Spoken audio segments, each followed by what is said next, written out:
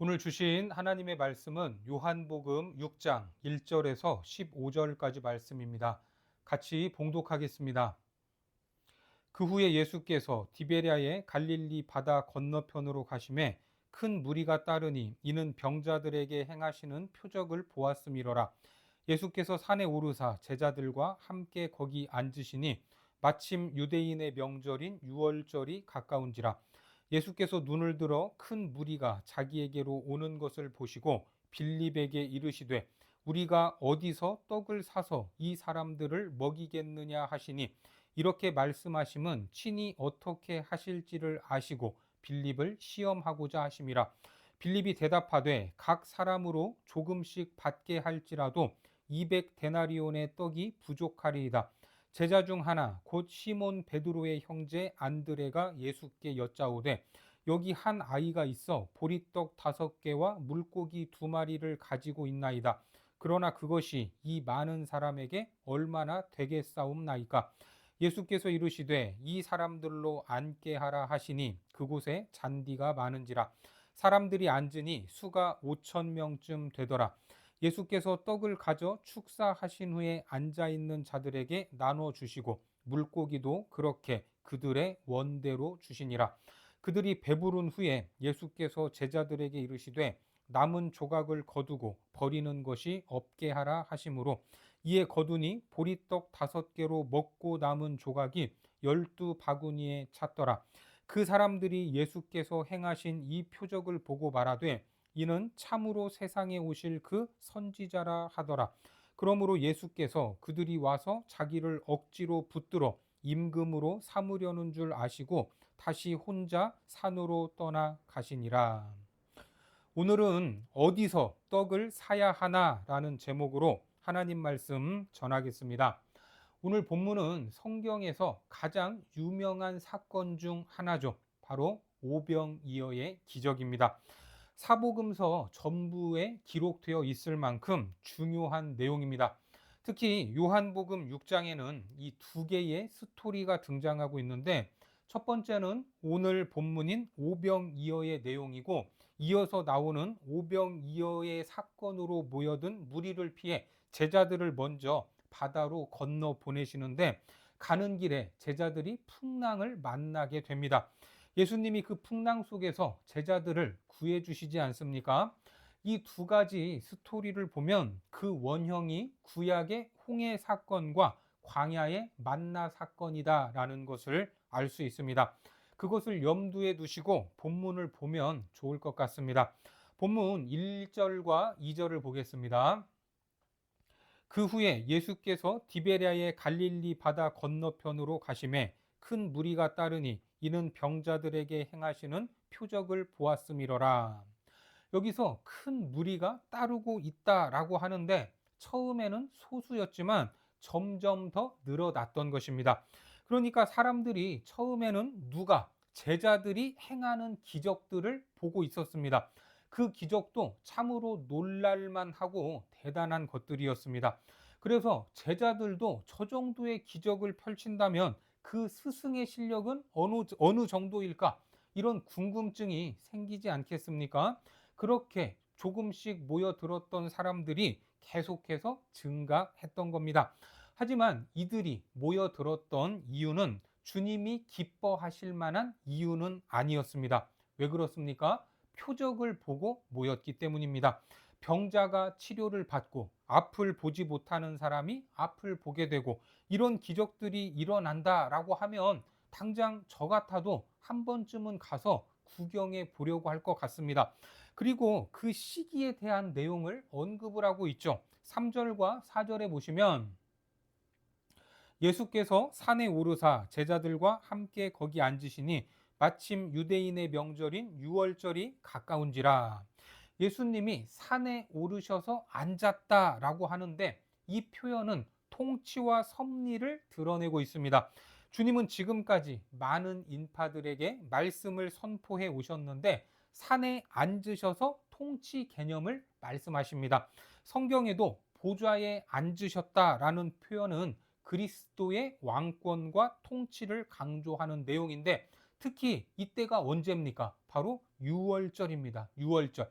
유월절은 유대인들의 최고 명절로서 어린 양의 피를 문설주에 발라 죽음을 피했던 사건입니다. 그 어린 양이신 예수 그리스도에게 이제 어떠한 죽음의 그림자가 점점 드리워지고 있다 하는 것을 암시하고 있습니다. 계속해서 5절을 보시면 예수께서 눈을 들어 큰 무리가 자기에게로 오는 것을 보시고 빌립에게 이르시되 우리가 어디서 떡을 사서 이 사람들을 먹이겠느냐 하시니. 여러분, 이 질문을 잘 보시기 바랍니다. 우리가 어디서 떡을 사서 이 사람들을 먹이겠느냐. 예수님이 빌립에게 던진 질문은 어디서라는 말입니다. 그렇죠? 얼마치의 떡을 사야 먹일 수 있겠냐 하는 방법이 아니라 어디서 사서 장소를 물었던 겁니다. 한 식당에서 5천 명을 수용할 수 있을까요?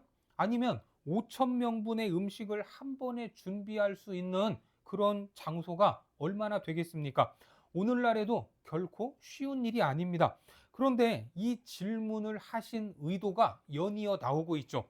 6절에 보니까 이렇게 말씀하심은 친히 어떻게 하실지를 아시고 빌립을 시험하고자 하심이라. 어떻게 하실지 알고 빌립을 시험하려고 했다라는 겁니다. 이 말이 무슨 말일까? 얼핏 보면 빌립이 어떤 대답을 할지, 어떻게 반응을 할지 알고 계셨다라는 뜻으로 보입니다. 하지만 그 말이 아닙니다. 새번역 성경 요한복음 6장 6절에 이렇게 번역하고 있습니다. 예수께서는 빌립을 시험해 보시고자 이렇게 말씀하신 것이었다. 예수께서는 자기가 하실 일을 잘 알고 계셨던 것이다. 그러니까 빌립이 어떻게 반응할지 아셨던 것이 아니라 이 상황을 어떻게 해결해야 할지 예수님은 그 방법을 알고 계셨던 겁니다. 그리고 그 상황을 빌립에게 물었던 것이죠. 그러면 빌립을 시험하셨다라는 말은 무엇인가? 이 말씀은 빌립이 몇 점짜리 대답을 하는지 보시기 위해서가 아니라 깨우쳐 알게 하시기 위한 목적이었습니다. 신명기 8장 2절에 보면 내 하나님 여호와께서 이 40년 동안에 내게 광야 길을 걷게 하신 것을 기억하라. 이는 너를 낮추시며 너를 시험하사 내 마음이 어떠한지 그 명령을 지키는지 지키지 않는지 알려 하심이라. 너를 낮추시며 너를 줄이게 하시며 또 너도 알지 못하며 내 조상들도 알지 못하던 만나를 내게 먹이신 것은 사람이 떡으로만 사는 것이 아니요 여호와의 입에서 나오는 모든 말씀으로 사는 줄을 내가 알게 하려 하심이니라. 어떻습니까? 낮추시고 시험하신 이유는 결국 하나님의 말씀으로 살아가는 것이다. 이것을 깨닫게 하시기 위해서 그랬다라는 겁니다. 우리도 학창 시절에 많은 시험을 봤죠. 기말고사, 중간고사, 모의고사. 이것은 시험의 점수를 내서 등수를 정하는 목적도 있지만 시험을 통해서 자기 실력이 어느 정도인지 정확히 확인할 수 있고 시험을 통해서 점점 실력을 향상시키는 것입니다. 빌립을 시험한다라는 것도 이런 차원의 시험으로 얼마나 네가 영적으로 무지한가 그것을 깨닫게 하기 위한 시험이었던 겁니다. 우리 인생길에서도 하나님은 이미 어떻게 하실 계획이 다 있으시면서도 우리에게 질문을 던질 때가 있습니다. 시험을 하시는 겁니다. 선택의 기로에 두셔서 고민하게 하시고 어느 길로 가야 할지 알 수 없고 어떻게 해야 할지 도무지 방법이 떠오르지 않는 상황을 만나게 됩니다. 하지만 우리가 기억해야 할 것은 무엇입니까? 주님은 답을 가지고 계신다라는 겁니다. 주님은 나를 어떻게 인도하실지, 어디로 가게 하실지 다 계획이 있으십니다. 그것을 믿고 주님을 따르기 바랍니다. 계속해서 주님의 질문 앞에서 빌립은 어떻게 반응을 하죠? 7절에 보니까 빌립이 대답하되 각 사람으로 조금씩 받게 할지라도 200데나리온의 떡이 부족하리이다. 빌립이 금세 머릿속으로 암산을 해 봤더니 200데나리온이 부족하다라는 결과가 나왔습니다. 그것도 넉넉히 잡아서가 아니라 아주 조금씩 나눠줬을 때 아주 최소한의 금액이라는 것입니다. 그런데 이때 또 다른 제자는 뭐라고 말을 합니까? 8절과 9절에 보니까 제자 중 하나 곧 시몬 베드로의 형제 안드레가 예수께 여짜오되 여기 한 아이가 있어 보리떡 5개와 물고기 2마리를 가지고 있나이다. 그러나 그것이 이 많은 사람에게 얼마나 되겠사옵나이까? 우리는 오병이어의 사건에서 이 대답을 했던 안드레가 조금의 믿음이라도 있는 것처럼 생각을 하고 있습니다. 주님, 작은 것이지만 주님께 드리오니 주님께서 역사하시옵소서, 이런 생각을 하지 않습니까? 그런데 과연 그럴까? 누가 10만 원만 빌려 달라고 하는데 한 사람은 나 쓸 돈도 없다라고 대답하는 사람이 있고, 또 한 사람은 야, 나 지금 1,000원짜리 한 장밖에 없다, 이렇게 대답하는 사람이 있다면 둘의 차이가 있습니까? 안드레 역시 믿음으로 대답한 것이 아닙니다. 둘의 성향이 달랐을 뿐 믿음이 없는 것은 마찬가지입니다. 좀 더 따지고 보면 필립은 어떻게든 먹여보려고 계산하고 또 머리를 굴려서 노력을 한 흔적이 보였지만, 안드레는 지금 어린아이 하나 먹이기도 부족한 물고기 2마리, 보리떡 5개로 뭘 할 수 있겠습니까? 라고 대답을 했던 겁니다. 어떻습니까? 이것이 바로 인간이 가진 한계인 것입니다. 계속해서 10절을 보니까 예수께서 이르시되 이 사람들로 앉게 하라 하시니 그곳에 잔디가 많은지라 사람들이 앉으니 수가 5,000명쯤 되더라. 이 숫자는 정확히 성인 남자들만 헤아린 숫자죠. 전체 인원을 따지면 최소 10,000명 정도, 더 많게는 15,000에서 20,000명까지도 볼 수 있습니다. 그렇게 많은 숫자가 밥을 먹기 위해서 잔디밭에 앉았습니다. 이제 허기진 그들에게 먹을 것을 줘야 하는데 주님은 어떻게 하셨습니까? 11절에 보면 예수께서 떡을 가져 축사하신 후에 앉아있는 자들에게 나눠주시고 물고기도 그렇게 그들의 원대로 주시니라. 빌립의 계산법과 안드레의 대답 중에 안드레가 가져온 오병이어로 역사하신 것처럼 보이지만 사실은 이것이 없었어도 주님은 얼마든지 그들을 먹일 수 있었습니다. 앞서 보셨던 것처럼 구약에서는 하늘에서 만나가 내리지 않았습니까?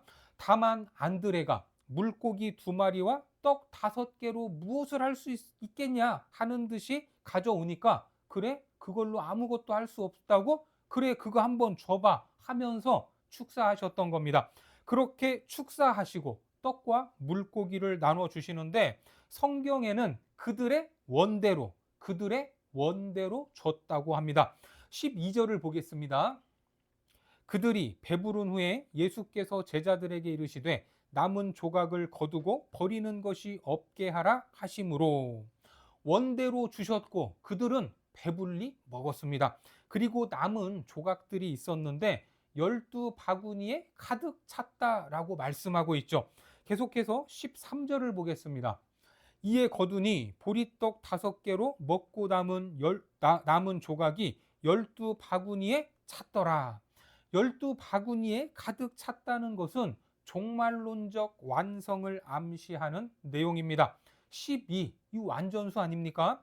그랬더니 거기에 모인 사람들이 환호하게 되죠. 어떻게 환호합니까? 14절에 보니까 그 사람들이 예수께서 행하신 이 표적을 보고 말하되 이는 참으로 세상에 오실 그 선지자라 하더라. 배가 부르니까 이제 뭐 아쉬울 게 없으니까 예수님을 향해 선지자라고 하면서 열광을 했던 겁니다. 우리가 기다리던 바로 그 선지자라는 것입니다. 하지만 예수님이 그들의 환호, 그들의 반응을 기뻐하셨습니까? 아닙니다. 그들이 억지로 붙들어 왕으로 삼으려고 했던 겁니다. 15절 말씀에 그러므로 예수께서 그들이 와서 자기를 억지로 붙들어 임금으로 삼으려는 줄 아시고 다시 혼자 산으로 떠나 가시니라. 예수님은 누구나 좋아할 만한 환호를 받았지만 그것을 물리치시고 떠나셨습니다. 혼자 산으로 가신 겁니다. 여러분, 10,000명이 넘는 사람들의 환호를 받아보셨습니까? 아마도 진짜 내가 뭔가 된 것처럼 황홀할 것입니다. 하지만 그들이 예수님을 왕으로 삼으려 했던 이유가 무엇인가? 먹고 배가 부르니까 그랬던 겁니다.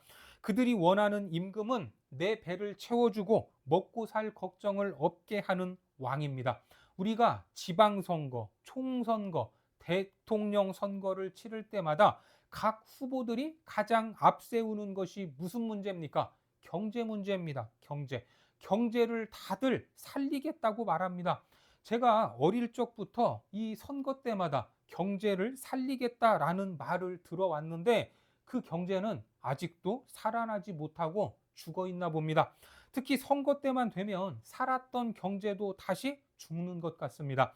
결국 오병이어의 기적을 경험한 많은 사람들은 허기진 배를 채워주고 고달픈 삶을 개선하고 당시 로마의 통치 아래서 해방시켜 줄 수 있는 메시아, 성경이 말하는 메시아가 아니라 자기들이 원하는 정치적, 경제적 메시아가 필요했던 것입니다. 이렇게 예수님을 통해서 떡으로 상징되는 육신의 필요를 채우고자 하는 사람들의 환호와 외침의 모습을 주님은 단칼에 끊으시고 홀로 산으로 가셨던 것입니다. 그러면 다시 예수님의 질문으로 돌아가 보겠습니다. 빌립에게 뭐라고 물으셨죠? 우리 5절을 다시 한번 보겠습니다. 빌립에게 이르시되 우리가 어디서 떡을 사서 이 사람들을 먹이겠느냐 하시니, 우리가 어디서 떡을 사서, 분명 장소를 물으셨습니다. 어디서라는 이 물음은 요한복음 전체에서 아주 중요한 개념입니다. 2장에서 연회장은 물로 된 포도주의 맛을 봤지만 이것을 어디서 났는지 알지 못했다고 합니다. 자, 요한복음 2장 9절을 보겠습니다. 연회장은 물로 된 포도주를 맛보고도 어디서 났는지 알지 못하되. 그리고 3장에서 니고데모와의 대화에서도 이런 대목이 나오죠. 3장 8절에 바람이 임의로 불매 내가 그 소리는 들어도 어디서 와서 어디로 가는지 알지 못하나니 성령으로 난 사람도 다 그러하니라. 어디서 와서 어디로 가는지 모른다고 합니다.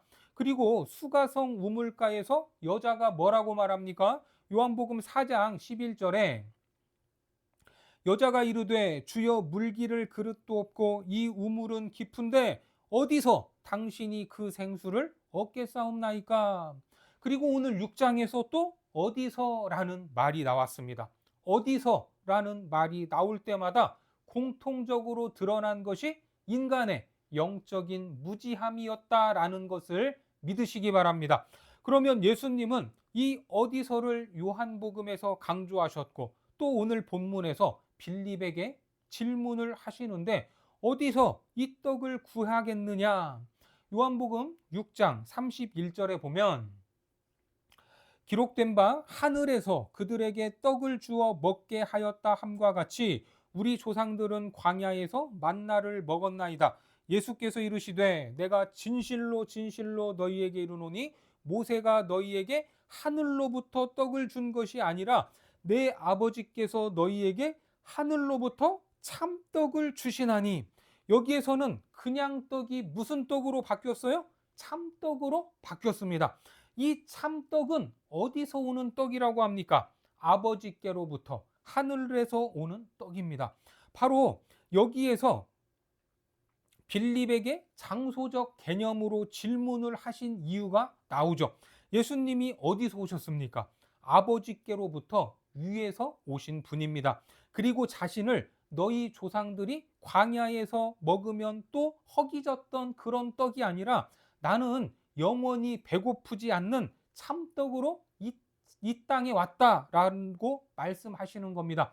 자, 요한복음 6장 34절과 35절입니다. 그들이 이르되 주여 이 떡을 항상 우리에게 주소서. 예수께서 이르시되 나는 생명의 떡이니 내게 오는 자는 결코 줄이지 아니할 터이요 나를 믿는 자는 영원히 목마르지 아니하리라. 배고프지 않는 떡을 항상 달라고 하는 말을 보니까 우물가의 여인이 생각납니다. 똑같습니다. 그래서 다시 한번 내가 생명의 떡이다. 내게 오면 결코 줄이지 않는다. 나를 믿으면 영원히 목마르지 않는다라고 말씀하시는 겁니다. 그런데 그들은 믿었습니까? 안 믿었습니까? 도무지 믿지 않았습니다. 요한복음 6장 36절과 37절입니다. 그러나 내가 너희에게 이르기를 너희는 나를 보고도 믿지 아니하는도다 하였느니라. 아버지께서 내게 주시는 자는 다 내게로 올 것이요 내게 오는 자는 내가 결코 내쫓지 아니하리라. 계속해서 41절을 보겠습니다. 자기가 하늘에서 내려온 떡이라 하심으로 유대인들이 예수에 대하여 수군거려 이르되 이는 요셉의 아들 예수가 아니냐. 그 부모를 우리가 아는데 자기가 지금 어찌하여 하늘에서 내려왔다 하느냐. 이 말씀을 하시니까 유대인들이 예수님에 대해 이러쿵저러쿵 수군거렸습니다. 그러면서 예수님의 출신 성분을 따지죠. 내가 지 부모를 아는데 자기가 어떻게 하늘에서 뚝 떨어졌다 이렇게 말할 수 있냐? 이게 말이 되느냐? 이렇게 이야기했던 겁니다. 어떻습니까? 오병이어의 현장에서 그 떡과 물고기를 배가 터지도록 먹었어도 예수님이 강조하신 하늘에서 온 참떡을 이해하지 못하고 있습니다. 주님은 참떡으로 오셔서 살을 찢기셨습니다. 그 생명을 내어주시기 위해 이 땅에 오셨습니다. 그것을 알게 하시려고 빌립에게 어디서 떡을 살 것이냐라고 물으셨던 것입니다. 영적으로 무지한 그 백성들을 일깨우기 원하셨던 겁니다. 요한복음 6장 51절입니다. 나는 하늘에서 내려온 살아있는 떡이니 사람이 이 떡을 먹으면 영생하리라. 내가 줄 떡은 곧 세상의 생명을 위한 내 살이니라 하시니라. 결국 예수님은 들판에 펼쳐진 이 잔치를 통해서 허기진 육신, 굶주려 있는 인생들의 형편을 안타깝게 여기시고 그들의 허기를 채워주시면서 영원히 배고프지 않을 참떡으로 오셨던 자기 자신을 계시하셨던 것입니다. 여러분들이 알고 있는 예수님, 여러분들이 기대하고 있는 예수님은 어떤 분이십니까?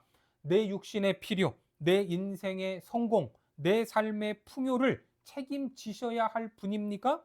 내 계획을 인정해 주시고 내 뜻대로 내 마음의 소원을 이루어 주셔야 할 분이 예수님이십니까?